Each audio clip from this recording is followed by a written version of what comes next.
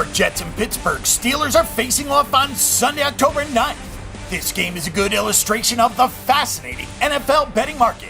The Jets seem to have fallen out of favor in the public eye, as they are off to a 1-3 start and they are just 1-2-1 against the spread.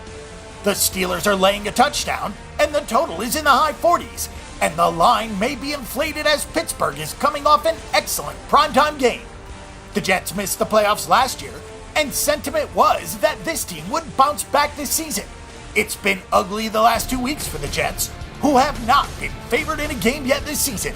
The Steelers, who are 3-1 straight up and against the spread, are laying their biggest number this season. Ryan Fitzpatrick has thrown 10 interceptions through 4 games. He's only thrown 4 touchdown passes and has only completed 55.8% of his passes after a long, well-publicized holdout to get paid. That has not created a lot of goodwill for Fitzpatrick. In his defense, he has been under attack as the Jets don't have much of a running game, and Eric Decker is now out. Brandon Marshall has only caught 16 of his 39 targets so far this year. There are a lot of issues with this Jets offense. They have played 2 very good secondaries the last 2 weeks in Kansas City and Seattle, so maybe they can get on track in this game.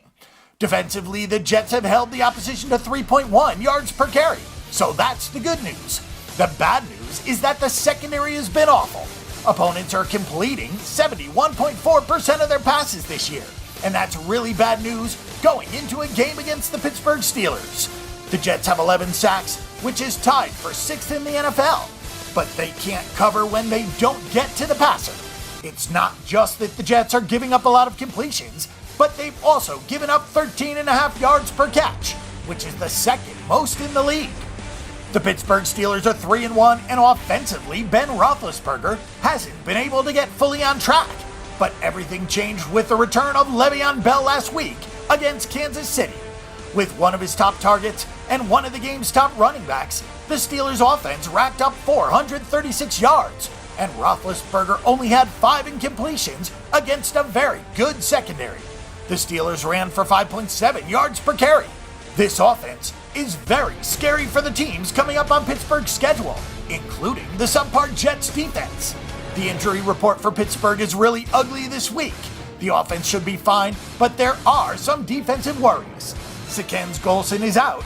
Jarvis Jones, Robert Golden, and Ryan Shazer are all questionable.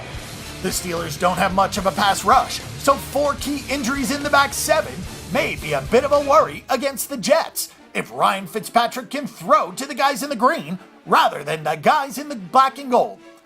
Pittsburgh has limited its opponents to 11.3 yards per carry, and they've stuffed the run for the most part, so it's a situation where the Jets offense will have to play well to even stay in this game.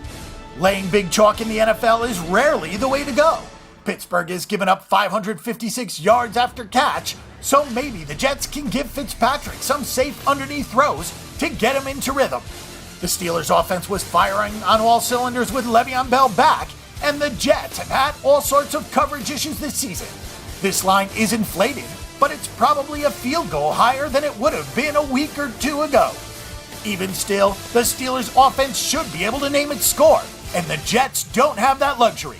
Our pick is the Pittsburgh Steelers at -7.